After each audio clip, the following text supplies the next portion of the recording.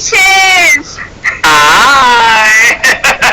I was just writing your resume because people needed to hear it, and we need to give you your flowers because you have been keeping us entertained for so many years. Like, how does it feel? It feels fabulous. How's it going? Happy premiere day. Did you hear Mel's song? I was playing Melody songs in the background. I've been playing it all day. I tell Melody all the time, I'm like, that's my favorite song she has dropped so far. I think it's fantastic. Now, I get the sneak peek, so I heard the song a week ago, but, Okay, well, today, like, when she released it, I just went and downloaded it, and I absolutely love it. It's a feel-good music. Springtime coming here, so you play it as you have your windows down. I love it. But I'm super excited to have this conversation with you. We are less than about 25 minutes from the premiere of Love and Marriage Huntsville. How does it feel? Season 4. You know what's so funny? It never gets old. It never gets old. To know that this show was something that happened, oh my gosh, almost 4 years ago. It's nothing but God's grace, His entire blessing and favor. And this cast is truly one of the best casts I ever worked with. I said that before, and I'll say it again. The cast is fantastic. The team of producers who work behind the scenes that you guys may not know, they're just as instrumental to this show as the cast and myself. So it's been good. Shout out to Angela. I'm a big fan. Hi, Angie. Shout out to Angela Dugan. You better check it Off out. the show, yes. Yes. Hi, DJ Richie. Okay, so did you ever imagine how much of a big hit the show is going to be when you first... No. Listen, you know what's so funny? I knew this show was special, and I loved it, and I knew that it should have been a hit. But because I live in a world where my job is to create shows, and every show I create, I think is a hit. That's what I created. And sometimes my shows get canceled. I've had that experience, so I don't take anything for granted. But I knew that Love and Marriage Huntsville was something special, so I'll say this much. I am still surprised how big this show is. Like, I literally, true story, I was shopping last Saturday. And I'm a workhorse. I like to stay in the house, child. or stay in the office. Well, your house looks nice from the back. Oh, thank you. Me too. Thank you. So I was shopping last Saturday, and true story, I was at the Louis Vuitton store, and this guy was like, "Are you Carlos King? Love and Marriage Huntsville?" And I'm like, "Okay, thank you." So I leave the store to go to another store, and 3 black women from New Orleans, they were like, "We love Love and Marriage Huntsville, Carlos King." And I was like, this show is huge. Wait, are you genuinely surprised, like, how big of a hit this is? Yes! Wow! Truly! It's kind of crazy. I am really, true story. I get stopped at the airport. The beautiful people who work at the TSA love me. The beautiful people who work at the fast food restaurants, when I'm trying to get a bite to eat before I board my flight, they be like, "Love and Marriage Huntsville." I was on the radio yesterday, Radio Andy, and a white woman from Oregon was like, "King of reality TV, we love Love and Marriage Huntsville." Facts. All facts. Like, why do you think the show is so successful? I think because people can relate to the cast and the subject matter. I really do believe that. I think at the end of the day, it's a show where you get to hear couples, married couples, divorced couples, right? Right. You get to hear their perspective on something that is universal. And what's universal is love and relationships.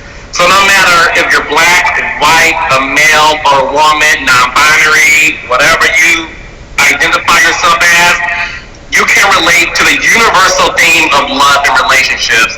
And I think that's why this show is a huge hit. You know what's funny? I was showing my husband, who doesn't watch reality TV shows at all. I was like, you have to sit down and watch this with me, especially after I filmed the special for the social media. And I sat him down and we watched one of the episodes together. And he was just like, I get it. He was like, I get why the fans are extremely attached to the show, because it brings out these raw emotions out of you, like just like you mentioned, because the cast are so relatable. Yeah. The stories that we are seeing on the show, we know someone that's going through it. If you're not going through it by yourself, we don't know someone that's going through it. You know someone else that knows someone else that's going through it. And it makes sense why the fans are so attached to the cast, because they are putting everything on the table. They are. Like, why is it important for you to tell the story, especially when it comes to like the Black community, being able to tell their stories deeper than what we usually see on reality TV shows? Yeah, good question. You better interview, honey. Yeah, good question. Yeah. So no, for me, listen, I am a Black man from Detroit, Michigan. So I grew up watching Black shows, right? Reality TV wasn't prevalent when I was growing up. And because I've had other experiences from other shows that were also big, I wanted to create something that I felt was missing in the landscape of reality TV. And that was Black excellence in the form of real people who are aspirational, but also inspirational, right? So for me, my shows are all about the human experience, and it's all about making sure that my cast can relate to the world. I'm not into, listen, no shade to everyone else, it is what it is, but physical violence every episode for me is in the cat's meow. Like, I think there's an audience for that and people love it, but my thing is, I want to show the other side of it. And listen, things get messy and things get hyped, and that's real life. But the beauty of the show that I do is every episode isn't about that. And it's such a diverse way we tell the stories of these beautiful people. I agree. The human experience is such an important way, I think, to frame it. Because whether we like it or not, I think this is why we get uncomfortable watching Love and Marriage Huntsville, because it's the most intimate moments that we have, like, we are privy to. Like, we're almost, you're watching and witnessing these conversations and experiences that we don't normally see in person.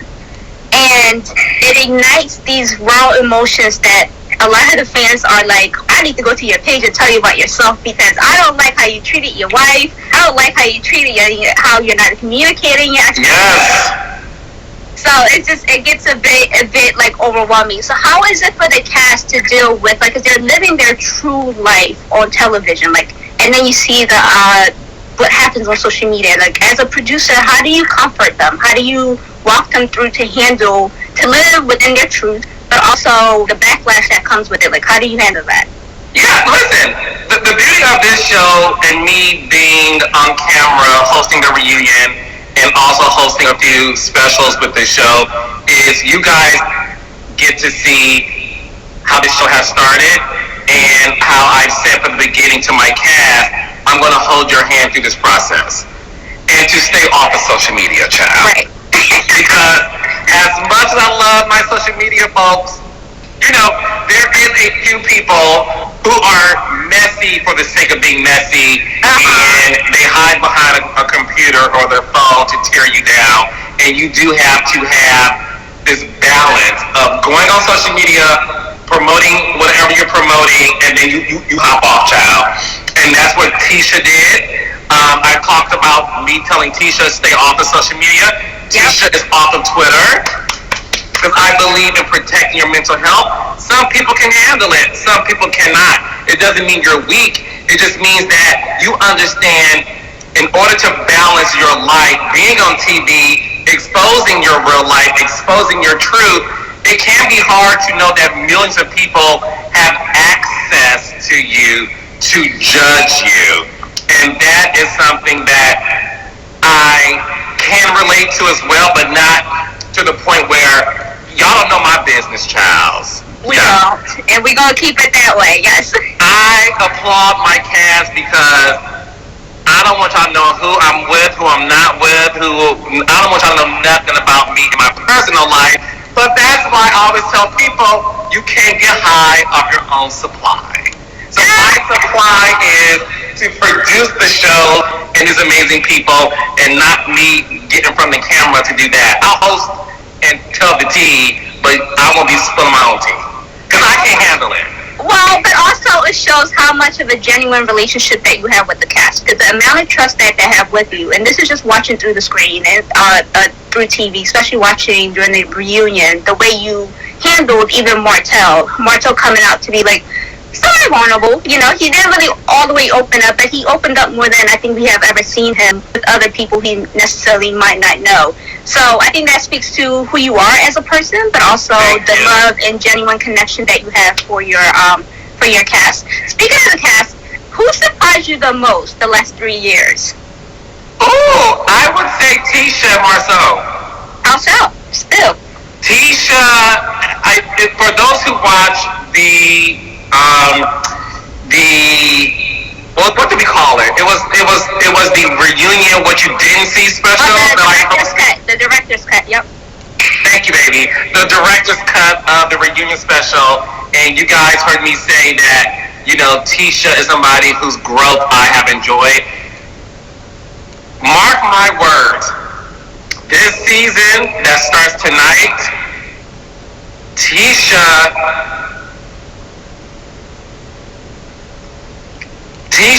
Scott. Oh, okay. Is showing y'all a side of her I have never seen. Tisha ain't playing no games, baby. Marceau is so interesting this season. I would say Marceau has the most interesting story this season. I read an article, and I asked him this when I was interviewing them the other day. It said that he said that we weren't going to like him this season. He said he was going to be a lot more outspoken. But I always thought he was outspoken, no? He's always been outspoken. Marceau is a lovable asshole, right? And I think that's why people like him, because they're like, that's how he feels. And it's funny because season 1, he had this caveman mentality, right? Yes. And it turned people off, but they still enjoyed what he had to say. But nowadays, they're like, oh, I'm on Marceau's side of things, right? So no, Marceau and Tisha, they have a lot going on this season. I can't say much, but tonight's episode is only the beginning when it comes to those two. It's very, very interesting. Yes, Tisha said she is done,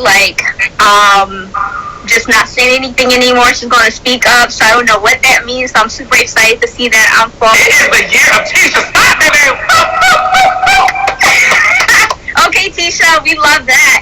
So after the reunion wrapped, what did you want to see unfold this upcoming season? Like, what was your hope? To know what happened on the boys' trip in Atlanta. Let's talk about that. So did you find out, like the rest of us, when Marshall posted the picture? Yeah, so what's funny is, I'm like, only my cast can break the internet, and I'm also finding things out in real time along with the audience.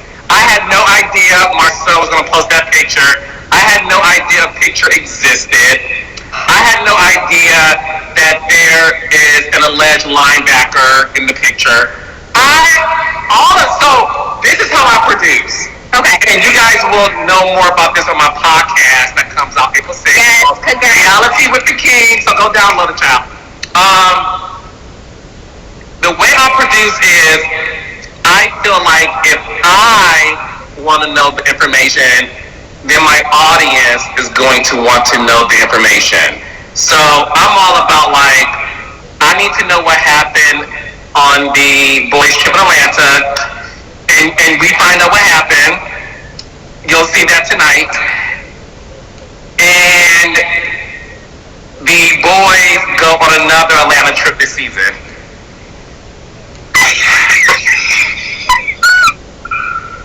Stop. Wait, You guys will see part 2 of the ATL Boys trip this season of Love and Marriage Huntsville. is that the picture with Martell wearing the fur? Oh my goodness. I cannot wait. I do it for you guys. I do it for you all. I really do. So I read the description of tonight's episode, and it's not like any first episode that I've ever seen in any seasons. It looks packed with a lot. How do you manage telling the stories of like almost 6-7 cast members who have like really heavy stories to share? Like, how do you pack it in 42 minutes without the commercials? Of course. That's the hardest part of our job. It's really figuring out what stays, what goes. The beauty of this cast is they don't take boring scenes. All the scenes, I'm like, this shit is so good, but you gotta, like you said, make a decision to keep the 42 minutes in there. But it is very challenging. But this premiere, I will go on record saying, is the best season premiere in the history of Love and Marriage Huntsville. This season premiere is jam-packed, and we literally pick up where we left off at the reunion. And all I can say is tonight you're going to see what happened the moment they got back to their hotels after the reunion. After the reunion? So something happened. Here's some tea. And that's why I was a good host. I asked all the good questions. No, I'm teasing. I'm teasing. No. So after the reunion, I'm listening. something happened that defines Melody, Destiny, and Tisha's relationship forever. At the reunion. After the reunion. Like, The very next day, something happens that defines the relationship Melody, Destiny, and Tisha has this season. That's one thing. Number 2, there's more. after the reunion,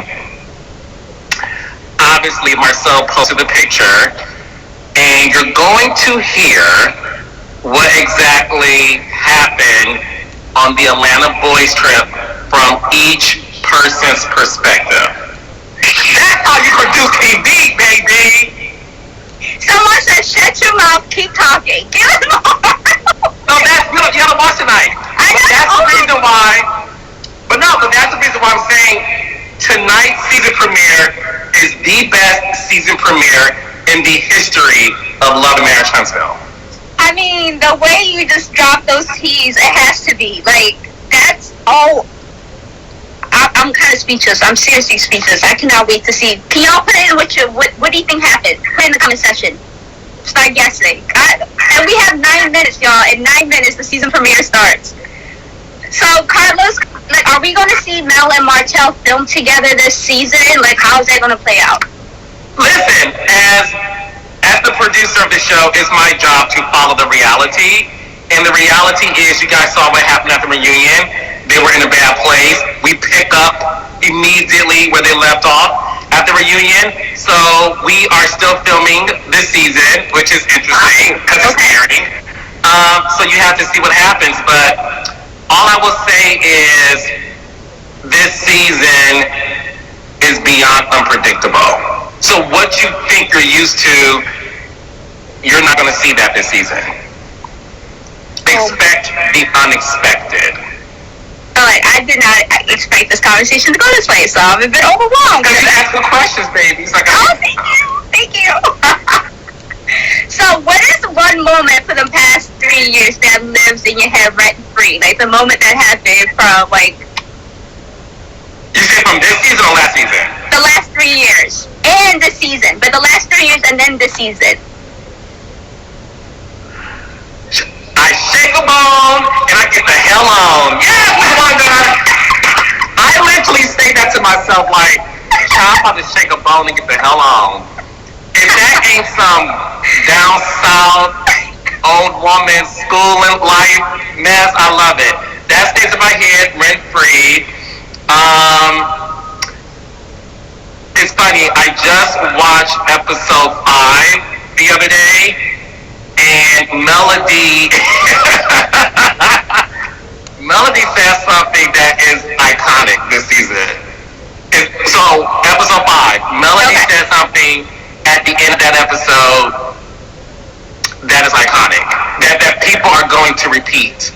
I won't give it away, but that's episode 5. It's literally the last 30 seconds of that episode. Melody says something that I'm like, I'm going to say that to people in my real life. And you don't use the word iconic like loosely. So I'm episode 5, you guys, the last 30 seconds. That's what he says. So pay attention. I'm going to be waiting for what he says. You know. I promise you, y'all going to repeat it. Y'all going to say, yeah, Melody, I know that's right. That's what I'm talking about, sis. I'm going to be saying that, baby. I was even like, I text her like, damn, like, can you write me something to say, child? It's almost as good as keep your penis in the household.